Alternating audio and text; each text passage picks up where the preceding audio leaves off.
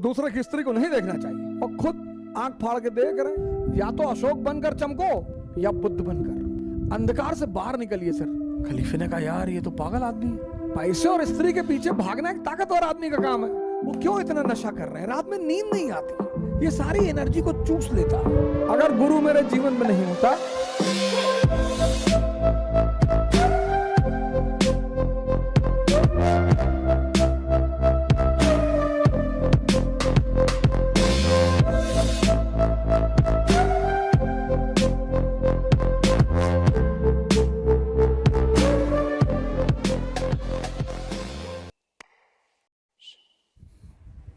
जय Hind friends.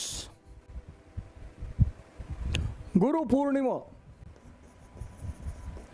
The heart of Bharat,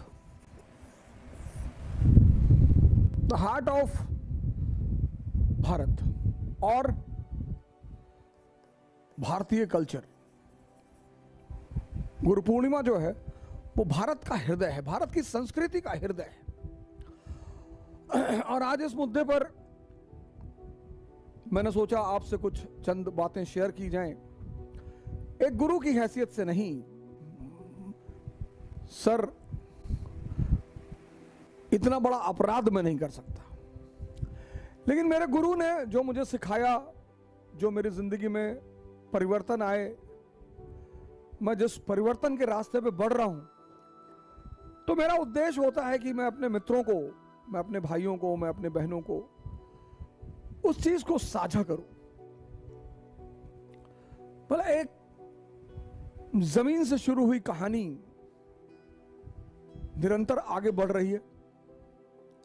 कभी सौभाग्य से आप हमारे शहर के लोगों से मिलेंगे, गोंडा शहर के, तो वो बड़ी तारीफ करेंगे हमारी, आज भी करते हैं सर, उसमें उनका दोष नहीं है सर। हमारे कोलीग हैं, हमारे फ्रेंड्स हैं इलाहाबाद में, ऐसे बहुत सारे लोग हैं सर, मैं उन्हें कभी दोषी नहीं ठहराता सर, क्योंकि उन्होंने जो रूप देखा है वो भी सही था, और अब जो रूप आप लोग देख रहे हो वो भी सही है। तो फिर ऐसा परिवर्तन हुआ कैसे? सर इस परिवर्तन की शुरुआत हुई इलाहाबाद से, जब मैं इलाहाबाद विश्वविद्यालय में पहुंचा और मैंने दर्शन पढ़ना शुरू किया सर। गुरु पूर्णिमा जो है वो भारतीय संस्कृति का केंद्र बिंदु है। मतलब ऐसी चीज शायद ही किसी दुनिया की दूसरी संस्कृति में हो, शायद ही। इसीलिए भारत का अस्तित्व तो आज तक कोई मिटा नहीं पाया। हसन बसरी के पास बगदाद का खलीफा पहुंचा, उसने कहा मुझे ज्ञान लेना है यार, मेरे पास सब कुछ है दुनिया का, मैं तब भी रोता रहता हूं, और तुम्हारे पास कुछ भी नहीं है, तुम नाचते रहते हो, मुझे यह कला सीखनी है। बोला सिखा देंगे, हमें कौन सी दिक्कत, सिखा देंगे। बोला कल आना, कल सुबह आओ 6 बजे। हसन बसरी खलीफा आया दूसरे दिन सुबह, तो बसरी ने कहा देखो एक शर्त है, पहली शर्त कि जो भी मैं तुमसे कहूंगा वो तुम करोगे,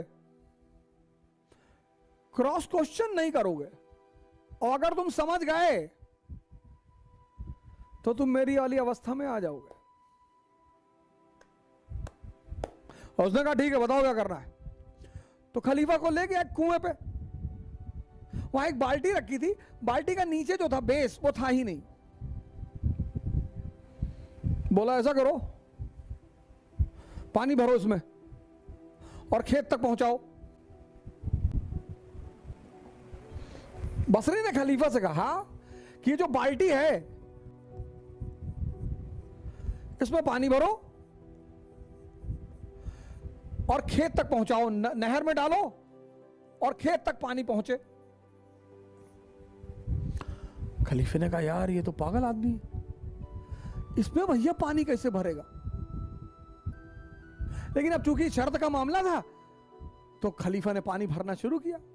वो बाल्टी ऊपर आए ही ना, सारा पानी नीचे ही निकल जाए। तो आधे घंटे बाद खलीफा का धैर्य टूट गया। उसने कहा भैया माफ करो भैया हमसे ना, ये सब ये बाल्टी भरेगी नहीं, पागलपन वाली बात कर रहे हो। बोले बेटा यही तो कह रहा हूं, तुम्हारा मन जो है इस बिन पेंदी के बाल्टी की तरह है।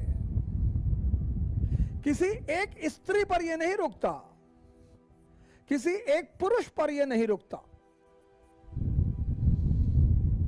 इसका मन जब बस चले तो पूरे दुनिया की स्त्रियों से विवाह कर ले, लेकिन डरता है कि पीटेंगे लोग, तो बड़ी आदर्शमयी बातें करता है। यार दूसरे की स्त्री को नहीं देखना चाहिए, और खुद आंख फाड़ के देख रहे। अरे भैया हम पैसे के पीछे नहीं भागते, तुम भाग भी नहीं पाओगे ना। पैसे और स्त्री के पीछे भागना एक ताकतवर आदमी का काम है। तुम अपने पीछे तो भाग ही नहीं पाते, उसके पीछे कैसे भागोगे? तो आपकी जो एनर्जी है उसको ये सब चूस लेता है, तो आपकी एनर्जी आपके गोल तक पहुंच ही नहीं पाती।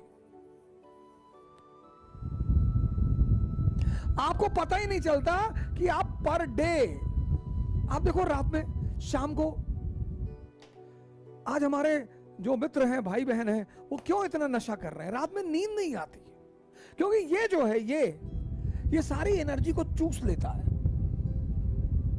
सारी। उस एनर्जी को जहां जाना है वो पहुंचती ही नहीं।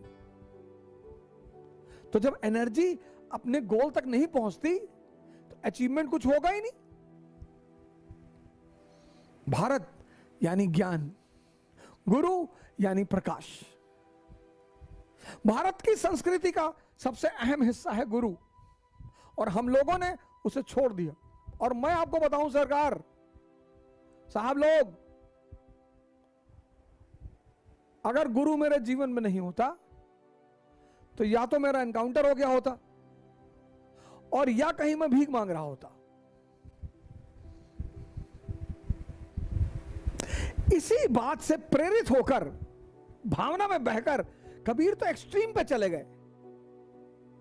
गुरु गोविंद दो खड़े काको लागू पाए, और बलिहारी गुरु आपने गोविंद देव बताए।